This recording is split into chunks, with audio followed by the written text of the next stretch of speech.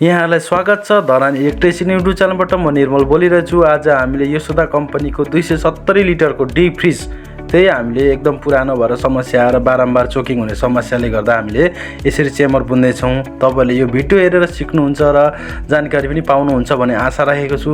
यसरी बुन्दाखेरि धेरै समयसम्म टिक्ने सठिक छ, किनकि यो डीप फ्रिज धेरै पुरानो भएपछि चोकिङ भएको भित्रभित्रै चोकिङ हुन्छ र बारम्बार ग्यास लाउँदा पनि केही समय चिसो हुन्छ, त्यस पछाडि चिसो हुन छोड्छ। त्यस्तो कारणले गर्दा आज हामीले यसमा चेम्बरलाई यसरी बुनेको छौँ कपर पाइपबाट। यो हेर्नुहोला भिडियो, तपाईँले पुरै भिडियो हामीले बनाएको छौँ, हामीले सक्दो कोसिस गरिरहेछौँ। तपाईँहरूले पनि कुनै जानकारीमूलक भिडियो छ भने, तपाईँलाई इच्छा छ भने हेर्नुहोला। मन परेमा लाइक सेयर कमेन्ट गरिदिनु होला। मेरो युट्युब च्यानलमा सबैजनालाई सब्सक्राइब गरिदिनु होला। हामीले यसरी पाइप जुन चाहिँ हामीले कपर पाइपलाई हामीले यसरी चेम्बर बुनेर यसरी फिट गर्दैछौँ। हेर्नुहोला सजिलोसँगले एकदम अब हामीले तपाईँले बुझ्ने तरिकाले हामीले बनाउँदैछौँ र सजिलो छ हामीले काम गर्दा। तर अलिकति धेरै कुरा मेहनत गर्नु छ, टाइम लाग्छ है। तर यसरी गर्दाखेरि कुनै पनि पछि समस्या आउँदैन, लङ टाइमको लागि सजिलो बिग्रिँदैन यस्तो गर्दाखेरि। र हामीले आज यो भिडियो जानकारीको लागि बनाएको छौँ र मेरो युट्युबमा सबैजनाले हेरिदिनु होला, माया गरिदिनु होला। नेपालमा हुने दाजुभाइ दिदीबहिनी, बाहिर हुने दाजुभाइ दिदीबहिनी सम्पूर्णले मलाई माया गरेर सपोर्ट गरिदिनु होला। र फ्रिज सम्बन्धी काम गर्नु परेमा, single door, double door, deep fridge, कुनै पनि फ्रिजहरूको काम गर्नु पऱ्यो भने हामीले सम्झिनु होला। र फ्रिजहरू कति कन्डिसन, कस्तो कस्तो कन्डिसनमा हुन्छ, अब कति ठाउँमा डोरवाला, सिङ्गल डोरवालाको ढोकाहरू डोर लाग्दैन, कुनैको के समस्या, कुनैको के समस्या, हरेक किसिमको समस्याहरूलाई समाधान गर्ने कोसिस गरिरहेछौँ। तपाईँहरूलाई एकचोटि सेवा गर्ने चान्स दिनु होला। हामीले कुनै पनि फ्रिज एसी सम्बन्धी प्रब्लम आएमा, कुनै पनि इलेक्ट्रिक वायरिङहरू सम्बन्धी, सोलर इन्भर्टर सम्बन्धी हरेक कामहरूको लागि सम्झिनु परेमा हामीले सम्झिनु होला। सिधा सम्पर्क धरान सम्पर्क निर्मल, र मेरो गुगलमा गएर पनि सम्पर्क गर्न सक्नुहुन्छ। मेरो कन्ट्याक्ट नम्बर गुगलबाट पनि पाउन सक्नुहुन्छ। र यस्तै किसिमले हामीले चेम्बरलाई राम्रोसँगले फिट गर्दैछौँ। र जहिले पनि नापेर हामीले स्ट्यान्डर्ड साइजमा सबै कुराहरू मिलाएर नै बुन्नुपर्छ। भोलि गर्दा कस्टमरहरू कुनै पनि प्रब्लम नआउने तरिकाले हामीले काम गर्दैछौँ। यो हेर्नुहोला र सजिलोसँग सिक्नुहुन्छ भन्ने म आशा राखेको छु। किनकि हामीले तपाईँहरूले यो भिडियो देखाउनुको कारण चाहिँ हामीले जानकारी होस्, न त सबैजना कस्टमरहरूलाई केही न केही कुरा थाहा होस्, कसैलाई प्रब्लम नआओस् भोलि गएर कुनै पनि त्यस्तो समयमा यो कसरीको कति खर्च लाग्छ भन्ने कुरादेखि लिएर हरेक कुराहरू, पाइपहरू फिटिङ गर्ने तरिका, अब अथवा हामीले यसमा तपाईँको कम्प्रेसर पनि चेन्ज गरेको छौँ यसमा एलजी कम्पनीको। र सबै कुरा हामीले यसमा यसरी फिट गर्दैछौँ। तपाईँको घरमै हुन्छ फिटहरू, सबै कामहरू तपाईँले पसलमा कहीँ लानुपर्ने, कहीँ कुनै ठाउँमा पुर्याउनु पर्ने पसल, हरेक कुराहरू त्यस्तो समस्या कुनै आउँदैन। हामीले तपाईँकै घरमा होम सर्भिस गरेर तपाईँकै ठाउँमा सबै कुराहरू त्यही तपाईँकै आँखा अगाडि काम गर्ने नै छौँ। र कुनै पनि किसिमको प्रब्लमहरू, चिसो नहुने, अब कुनै समस्या त्यस्तो छ, आइस बढी हुने, यस्तो समस्याहरू छ भने पनि हामीले सम्झिनु होला। र single door, double door, deep fridge अथवा कम्पनीको कुनै पनि फ्रिजहरू छ भने पनि हामीले सम्झिनु होला। र यस्तो किसिमको जुन चाहिँ हामीले तपाईँले हेर्नुलाई भिडियो सजिलोसँगले देख्नु पनि हुन्छ। र यो हामीले कामहरू गर्दा भिडियो धेरै बनाउनु कोसिस गर्छौँ सक्दो, तर हामीले कति कुराहरू टाइमहरू नमिलेर गर्दाखेरि एक्लै गर्ने कामहरू मात्रै गाह्रो हुन्छ। र हामी दुईजना भएको कारणले सजिलो भएको छ। र तपाईँहरूलाई पनि यस्तो काम सम्बन्धी जिज्ञासा, कुनै क्वेसनहरू छ भने हामीले सम्झिनु होला। र सिङ्गल डोर, डबल डोर फ्रिजमा ग्यास लाउँदा कति लाग्ने, चेम्बर फेर्दा कति लाग्ने, हरेक कुराहरू हुन्छ है। यस्तोमा तपाईँहरूको आवश्यकता अनुसार तपाईँको समस्या के छ त्यो अनुसार हामीले समाधान गर्ने कोसिस गर्छौँ। र हामीलाई फ्रिज सम्बन्धी अथवा वायरिङ, सोलर इन्भर्टर, प्लम्बिङ सम्बन्धी कामहरू गर्ने पनि हामीले सम्झिनु होला। र यस्तो त्यसो किसिमले हामीले यसरी बाहिर निकालिसकेको छौँ दुईटै पाइपहरूलाई, कपर पाइपहरूलाई। र यसरी हामीले यो पुरानो जुन चाहिँ हाम्रो यहाँ पुरानो कम्प्रेसर छ यसलाई निकाल्दैछौँ है बाहिर। यसरी बाहिर निकाल्दाखेरि अब यो कटिङ गर्नुपर्छ, यसमा पाइप कटर चाहिन्छ। हामीले यसरी कटिङ गरेर यो फिल्टरलाई हामीले आउट गर्दैछौँ। तपाईँले हेर्नु होला, सजिलैसँग सिक्नुहुन्छ भन्ने आशामा राखेको छु। जानकारी पनि पाउनुहुन्छ यसमा, किनकि हामीले जानकारीको लागि नै भिडियोहरू बनाउँछौँ। केही न केही कुराहरू सिक्नुहोस्। सबै कुराहरू तपाईँहरूलाई कति कुरा कन्फ्युज हुनुहुन्छ नि त। किनकि अब तपाईँले जब कि कसैले टेक्निसियन, कसैलाई तपाईँले एसी फ्रिज टेक्निसियनहरूले बोलाउनुहुन्छ र के कस्तो समस्या आउँदा के हुन्छ भन्ने कुरा पनि थाहा छैन भने हामीले सम्झिनु होला। र कति कुराहरू हामीले हामी सर्भिस चार्जहरू फ्रीमै हुन्छ। हाम्रो सर्भिस चार्ज धरानभरिको लागि सर्भिस चार्ज फ्री हो। धरानदेखि बाहिर जानु पऱ्यो भने सर्भिस चार्ज लाग्छ। र हामीले यसरी धरानभित्र जुनै ठाउँमा पनि हामीले यसमा काम गर्न हामी तयारी छौँ। र हजुरहरूले सम्पर्क गर्नु होला, सिधा सम्पर्क हामीले सम्पर्क गरेर हामीले कन्ट्याक्ट गरेर तपाईँकै अगाडि नै हामी सबै कुराहरू सामान यो लाग्छ, यस्तो किसिमको यति टाइम लाग्छ, हरेक कुराहरू हामीले सम्झाउँदै बुझाउँदै देखाउँदै हरेक कुरा काम गरेर देखाउनेछौँ र सक्सेस पनि गर्नेछौँ। कुनै पनि कामहरू अनसक्सेस नगरिकन सक्सेसै गर्न कोसिस 100% कोसिस गर्छौँ। किनकि काम धेरै वर्ष निरन्तर रूपमा काम गरिरह्यो भने यो काम सक्सेस नै हुन्छ। किनकि यो क्षेत्रमा लागिसकेपछि हरेक कुराहरूलाई छोडेर हामीले यही क्षेत्रलाई अगाडि बढाउँदै जाँदैछौँ र हामीले यसरी निकाल्दैछौँ। यो पुरानो कम्प्रेसरलाई यसरी हामीले आउट गर्दैछौँ। तर मेन चाहिँ हाम्रो यो फ्रिजहरूको मेन मुटु भन्ने नि कम्प्रेसर हो।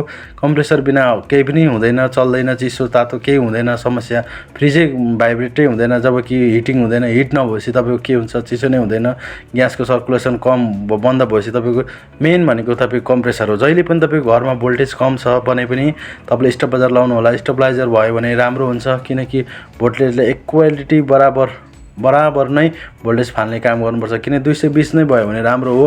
र धेरै कम भएमा फेरि तपाईँको कम्प्रेसरमा समस्या आउँछ पछि गएर, र चिसो नहुने पनि समस्या हुन्छ, र भोल्टेज आउँदाखेरि बढी आइस जमिने समस्याहरूमा आइरहन्छ बारम्बार। त्यस्तै कारणले गर्दा तपाईँले स्टेबलाइजर लाउनु होला। किनकि तपाईँको नयाँ यो हेर्नु होला, हेर्नुहोस् है, एलजी कम्पनीको हाम्रो कम्प्रेसर यसरी निकालेको छौँ। र एलजी कम्पनीको कम्प्रेसर एकदम राम्रो छ, बजारमा राम्रो प्राइसमा, त्यति महँगो भन्दा पनि ठिकै प्राइस हो कस्टमरको लागि। यो प्राइसमा हामीले उपलब्ध गराएका छौँ। यो हाम्रो एलजी कम्पनीको 57 नम्बरको कम्प्रेसर लगाएका छौँ। हरेक कुराहरूको साइज अनुसार फरक साइजको 42 नम्बरको हेरी 75 हेरी नम्बर हुन्छ। यसको पनि सबै कुराहरू हेरेर हामीले फिट गर्दैछौँ र 57 नम्बरको कम्प्रेसर लगाउँदैछौँ। जहिले पनि कम्प्रेसरहरू लाउँदाखेरि धेरै कुरा याद हुन्छ। चेम्बर भ्याकुमदेखि लिएर हरेक भ्याकुम गर्नुपर्छ। किनकि भ्याकुम डाइरेक्ट गऱ्यो भने समस्या पछि आउँछ। किन 4 महिनाभित्र जान्छ, भित्रको 4 महिना सबैभन्दा पहिले सुरु भ्याकुम गरेर सफा गर्नुपर्छ र अनि मात्रै ग्यास हाल्नुपर्छ है। तपाईँले याद गर्नु होला, फ्रिजहरू डिप फ्रिज जुनै पनि फ्रिजहरू बनाउँदाखेरि भ्याकुमको अति आवश्यक छ। र हामीले जहिले पनि यो कम्प्रेसर चेन्ज गर्दा हरेक कुरा गर्दा पनि काम चाहिँ 100% दिनुपर्छ।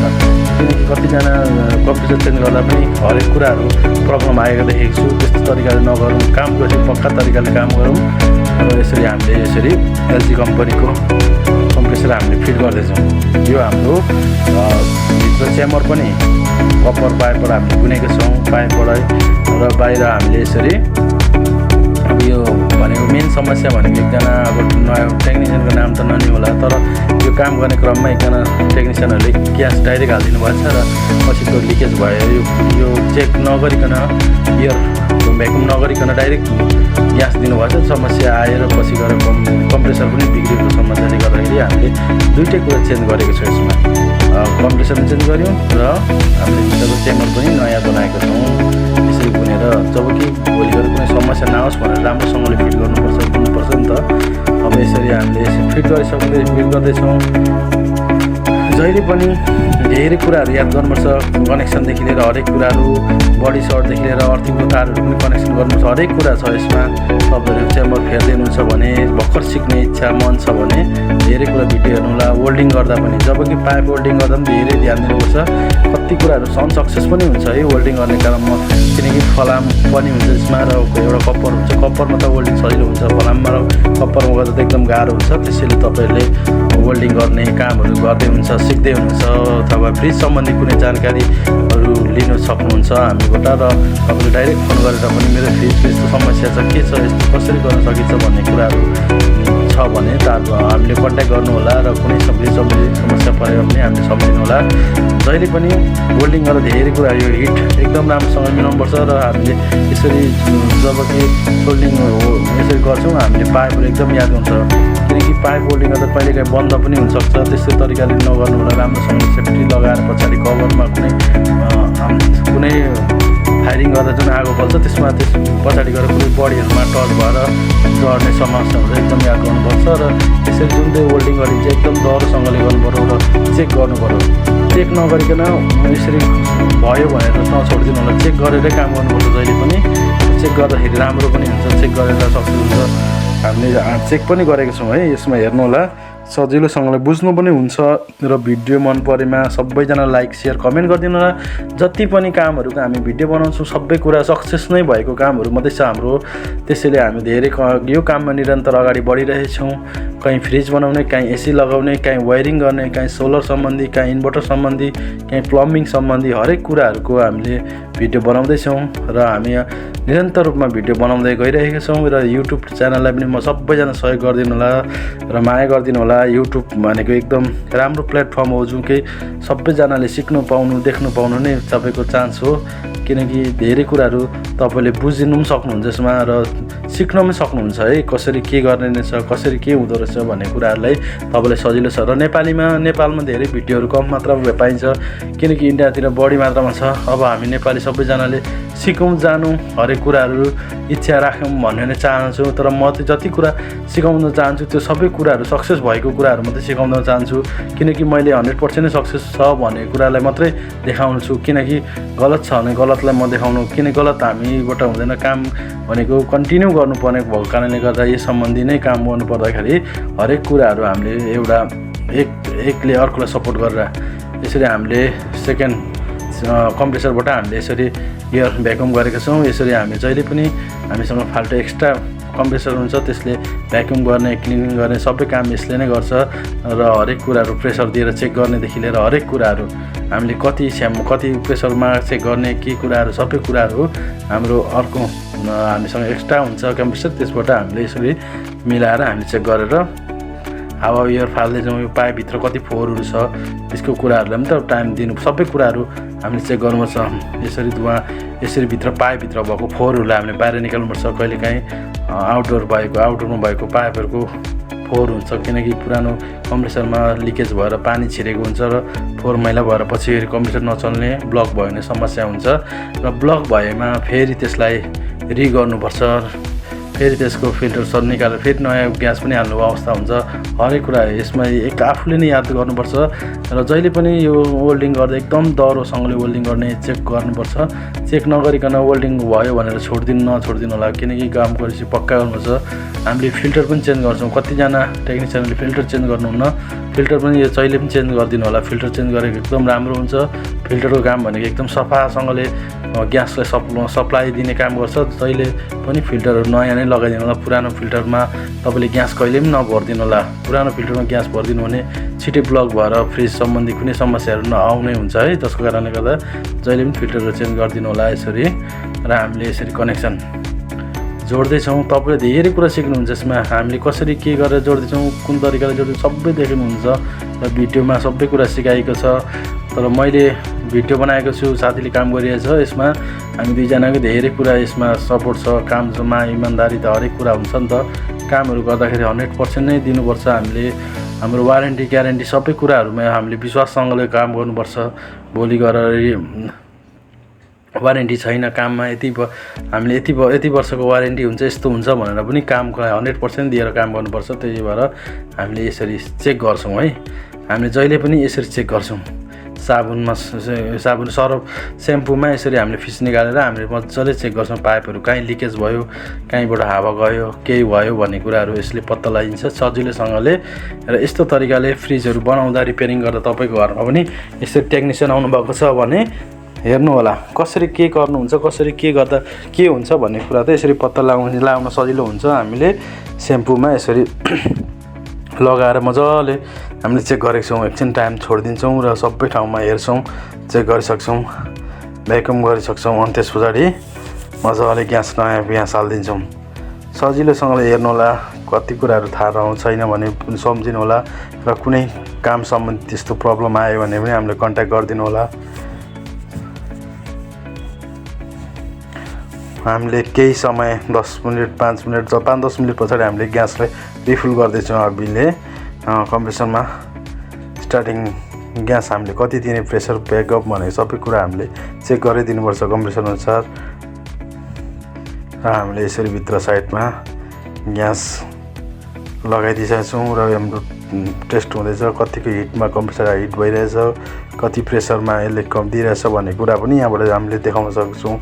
किनकि जहिले पनि तपाईँको फ्रिजहरू डिप फ्रिजहरू चिसो कतिको छ त्यो भन्ने कुरा तपाईँको आउटडोरमा भएको पाइपहरू जस्तै अरे हिट कतिको छ तपाईँको बाहिरपट्टिको कभर हो यो एकदम याद गर्नु होला। तपाईँको हिट छैन भने तपाईँको ग्यासको प्रब्लम हुनसक्छ अथवा ब्लकेज भएको हुनसक्छ, अरू अन्य कुरा हुनसक्छ। त्यसै जहिले पनि बाहिरको कभरमा हिट भएको हुनुपर्छ है। इन्डोर आउटडोरको त्यो साइडमा सबै साइडहरूमा हिट भएको हुनुपर्छ। हिट छैन भने त तपाईँको चिसो हुँदैन। जहिले पनि याद गर्नु होला फ्रिजहरू तपाईँको घरमा छ भने आउटडोर साइडमा हिट भएको छ कि छैन त्यो याद गर्नु होला। यो यस्तो कम्पनीको एकदम राम्रै छ। अब यसले रिपेयरिङ गरेर हामीले एकदम रेडी भएको अवस्था छ र हामीले भित्र साइडमा अब ग्यास लगाइसकेको छौँ। भित्रपट्टि एक्चुअली हामी हेर्दैछौँ। यो भिडियो मन परेमा सबैजनाले लाइक सेयर गरिदिनु होला र फ्रिज सम्बन्धी एसी सम्बन्धी कामहरू गर्नुपर्नेमा पनि हामीलाई सिधा सम्पर्क गर्नुहोला। धरान सम्पर्क निर्मल। हजुरले मेरो गुगलमा फेसबुक पेजमा गएर पनि हामीले सर्च गर्न सक्नुहुन्छ, युट्युबमा गएर पनि सर्च गर्न सक्नुहुन्छ र नम्बर पाउनुहुन्छ। धरान इलेक्ट्रिसियन भनेर सर्च गर्नुभयो भने नम्बर आउनेछ मेरो। र सबैजनाले माया गरिदिनु होला। ल हेर्नुहोस् है हामीले फ्रिजलाई एकदम रेडी गरेको छौँ। यो भिडियो त अलिक छोटो छ किनकि धेरै हामीले टाइम लगाएको छौँ नि त, हामीले सर्टमा लिएको छौँ भिडियोहरू।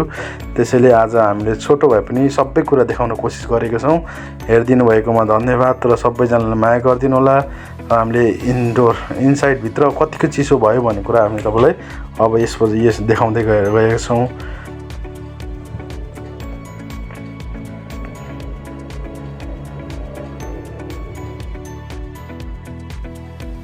ल हामीले यसरी कभर यसको बाहिरपट्टिको जुन चाहिँ कम्प्रेसरको कभर हुन्छ त्यसमा हामीले फिट गरेका छौँ र हामीले भित्र साइडमा पनि हामी आइस कति जम्यो भन्ने कुराहरू देखाउँदैछौँ है। हामीले कम्प्रेसरमा ग्यास दिएको 5 मिनटभित्रमा तपाईँको आइस बस्न सुरु हुन्छ है। यो डिप फ्रिज हो नि त, पावर पुरै फुल हुन्छ नि त, यसको हेभी हुन्छ। यो बाहिर हिट भएको छ कि छैन भनेर मैले यसलाई टेस्ट गरेको छु र एकदम हिट भएको अवस्था छ भित्र बाहिरपट्टि। अब राम्रोसँगले यसमा यसरी हिट भएन भने जहिले पनि चिसो हुँदैन। ल हेर्नुहोस् है यो पाइपमा आइस बस्न सुरु भइसकेको छ। यस्तो तरिकाले आइस हुन्छ कि जब कि एकदम राम्रोसँगले सरर आइसहरू सुरु हुन्छ र राम्रो पनि हुन्छ र टिकाउ पनि हुन्छ। यसरी गर्दाखेरि लङ लास्टिङ त धेरै राम्रो हुन्छ यसरी। ल हेर्नुहोस् रेडी भएको छ। अब आइस बस्न सुरु भइसक्यो। हाम्रो फ्रिजको काम